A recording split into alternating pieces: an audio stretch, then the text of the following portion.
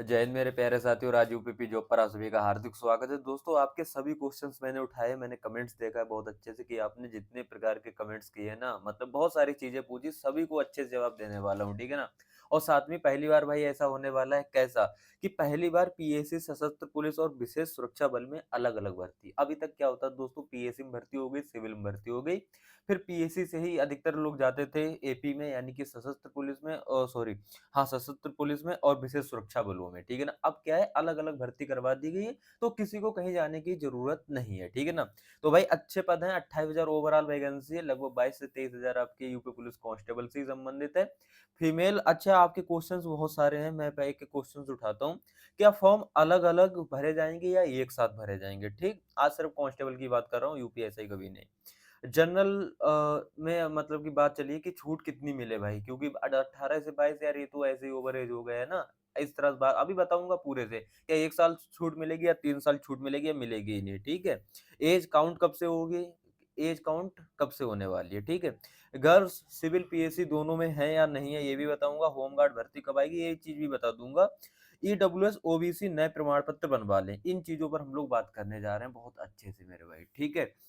तैयारी तो I hope बहुत अच्छे से आप लोग करने लगे ही होंगे। देखो भाई, फॉर्म अलग-अलग भरे जाएँगे, मैं कहूँगा बिल्कुल नहीं। कांस्टेबल की जब वैकेंसी आ रही है ना भाई, सबका एक साथ ही आया है, तो एक साथ अब ये होगा कि आवेदन करवाया, मानो 23,000 ओवरऑल भर्ती है, आवेदन आपसे करवा लिया, अब आपको पोस्ट प्रेफ़रेंस अब वहाँ पर अपनी देनी है कि पहली क्या चुनोगे, पीएसी चुनोगे, सिविल चुनोगे, एसएसएफ चुनोगे या फिर आप अपना एपी चुनोगे, ठीक है ना? तो आप वहाँ चुन सकते हैं कि मेरी पहली सिविल है, दूसरी पीएसी, तीसरी ये, चौथी वो है, 5वीं घुड़सवार है, या पहली घुड़सवार है, दूसरी पीएसी, या पहली पीएसी, दूसरी घुड़सवार है, फिर सिविल है।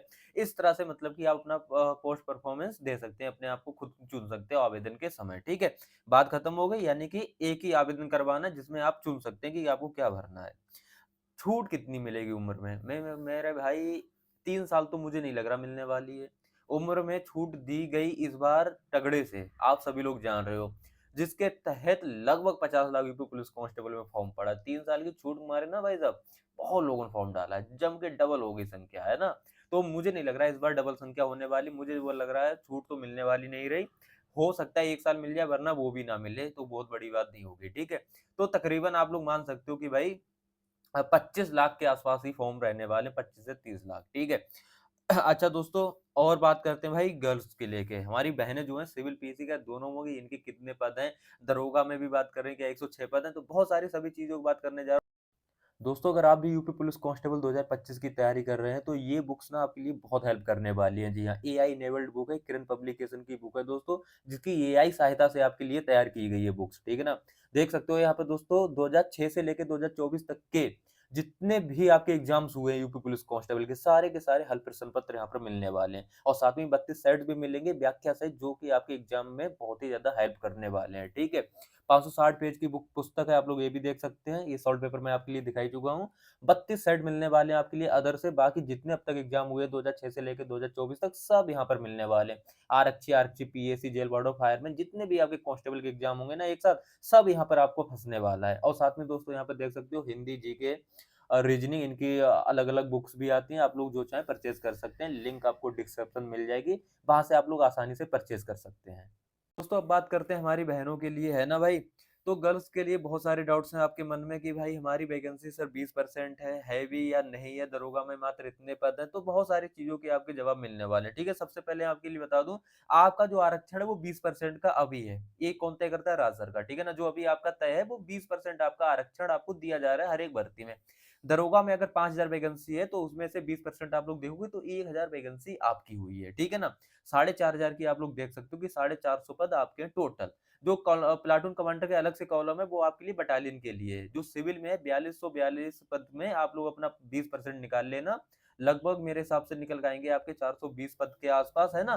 तो वो पद, सॉरी, 850 के आसपास, 820 850 के आसपास, हाँ, पूरे 800 के पद हैं आपके लगभग टोटल, ठीक है ना। तो ये पद आपके हैं, मतलब 850 सिविल में, दरोगा में भी आपके पद हैं, ऐसा नहीं है 20% आरक्षण आपका नहीं है, वहां पर भी है।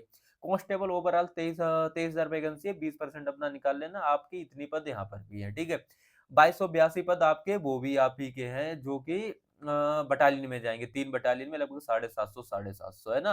तो ये पद आपके लिए। अच्छा अब माँग ये आपकी है कि भाई 40% सर ये आरक्षण होना चाहिए, 20% है हमारी भर्ती का। कह सकते हो यार कि 50,000 भर्ती आती है तो सिर्फ़ आपके लिए मिलती है 10,000। 40,000 बॉयज़ के लिए मिलती है, 10,000 मिलती है गर्ल्स के लिए, ठीक है ना?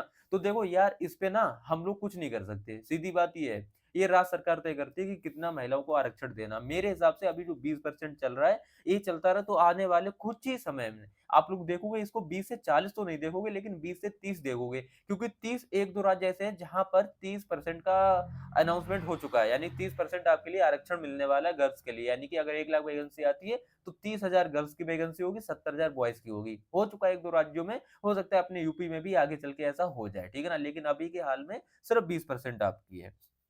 होमगार्ड भर्ती कब तक आएगी? अभी ये कांस्टेबल यूपीएसआई की चर्चा जैसे आई है ना, होमगार्ड की भी एक दिन ऐसी ही आने वाली है, टेंशन ना लो, पहले ही बता दूँ आपके लिए।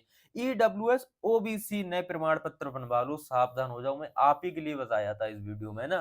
तो भाई जो बहन-भाई ने 60,244 में फॉर्म डाला था, ध्यान से सुनना, वो एग्ज़ाम भी निकाला, रनिंग भी निकाला, सब कुछ निकाला है, ठीक है ना? अभी जब डॉक्यूमेंट वेरिफिकेशन कराने गए तब देखा गया कि यार आपने एग्ज़ाम्स तो निकाला भाई आपका डॉक्यूमेंट तो जी पुराना है, हमने माँगा था आपका नया और आप लेके आ रहे हो पुराना भाई जनरल में डालेंगे।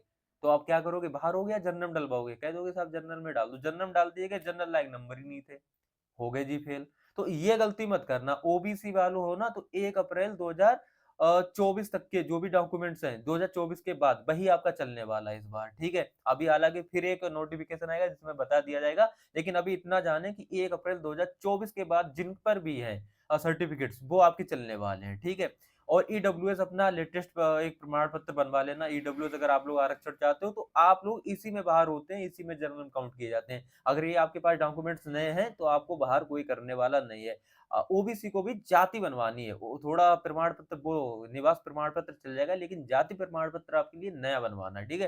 तो याद रखें मेरे हिसाब से अभी आवेदन करवा दें आप लोग जितने भी बहन-भाई हैं, जो भी भर्ती में फॉर्म डालने वाला है, अगले महीने से आवेदन स्टार्ट होंगे तो आज ही अपने आवेदन करवा लो डॉक्यूमेंट्स नए-नए, जाति निवास नए-नए बनवा लो जिससे कि आप लोग आसानी से कोई आपको आगे चल के दिक्कत ना आए भाई, ठीक है? तो दोस्तों इतनी सारी बातें थी, फॉर्म अलग-अलग नहीं आएगा, ये सब चीज़ें मैं बता ही चुका हूँ। होमगार्ड की भर्ती पे जल्दी सूचना मिलेगी, जैसे ही मिलेगी आपके लिए बताऊँगा। मिलते हैं किसी नेक्स्ट वीडियो में, तब तक के लिए थैंक यू, जय